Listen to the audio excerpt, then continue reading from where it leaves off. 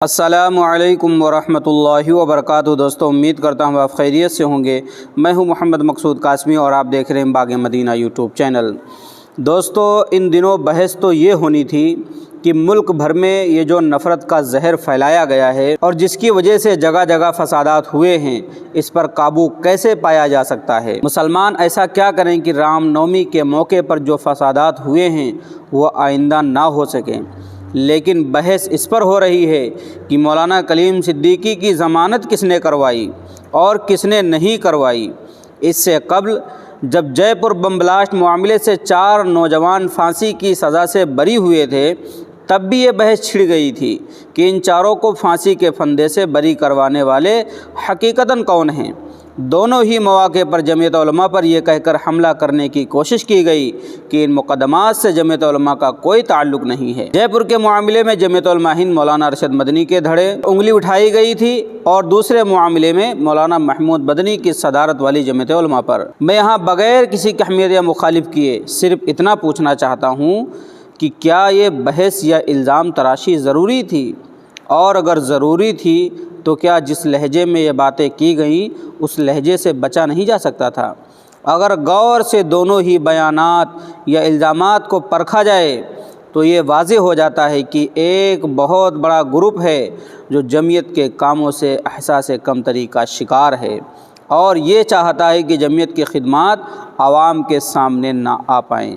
کیا یہ سچ نہیں ہے کہ اس ملک میں بے قصوروں کے مقدمات لڑنے کے لیے جمعیت جس طرح کھڑی ہوتی ہے کوئی اور ملی تنظیم یا جماعت کھڑی نہیں ہوتی ہے؟ جمعیت کے پلیٹ فارم سے بری ہونے والوں کی ایک بڑی لمبی فہرست ہے۔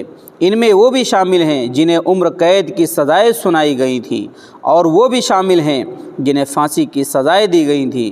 نہ جانے کتنے والدین ہیں، بھائی اور بہنیں ہیں اور شوہروں کی راہ تکتی بیویاں ہیں جن کے مقدمے جمعیت نے لڑے ہیں، انہیں بری کرایا ہے، اور جو بری نہیں ہوئے ہیں ان کے مقدمات آج بھی لڑ رہی ہے۔ مولانا کلیم صدیقی کو کس نے چھڑایا، کس نے نہیں، اور اس میں جمعیت کا کوئی رول تھا یا نہیں؟ اس سوال کا صحیح جواب تو مولانا کلیم صدیقی صاحب جب جیل سے باہر آئیں گے وہی دیں گے۔ سوال یہ ہے کہ یہ کریڈٹ کی جنگ کیا ایک ایسی جماعت پر جو لوگوں کے سامنے ہاتھ پھیلا کر چندے وصولتی ہے اور غریب بے قصوروں کے مقدمات لڑتی ہے، دھبا لگانے کی سعی نہیں ہے؟ بالکل ہے۔ میرا تو یہ ماننا ہے کہ مولانا کلیم صدیقی کو کسی بھی طرح کی قانونی مدد کی ضرورت نہیں تھی۔ وہ صاحب حیثیت ہیں، اپنا مقدمہ خود لڑ سکتے ہیں، ان کے بھائی خود ایڈوکیٹ ہیں۔ قانونی امداد کی ضرورت تو ملک کے ان غریب مسلمانوں کو ہے جنہیں دہشت گردی کے جھوٹے الزامات میں ملوث کر کے سلاخوں کے پیچھے ڈال دیا جاتا ہے۔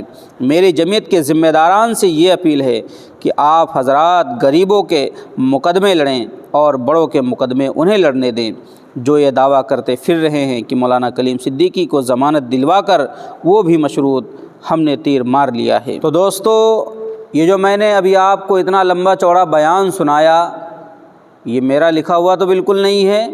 اسکرین پہ لگا رہا ہوں، آپ دیکھ لیجئے کس کا لکھا ہوا ہے۔ لکھا ہوا ہے اتواریہ شکیل رشید صاحب۔ یہ تحریر ان کی ہے جو میں نے آپ حضرات کو پڑھ کے سنائی، اور جو جو باتیں اس کے اندر موجود تھیں واقعی اس کے اندر سچائی ہے، حقیقت ہے، کسی طریقے کا کوئی جھوٹ نہیں ہے۔ کہ بحث تو اس بات پہ ہونی چاہیے تھی کہ جو ابھی تشدد ہوئے ہیں حال فی الحال میں، کہ ان پر کیسے روک لگائی جائے، ان کے خلاف کیا کڑے اقدامات کیے جائیں، لیکن بحث کسی اور ہی چیز پر ہو رہی ہے۔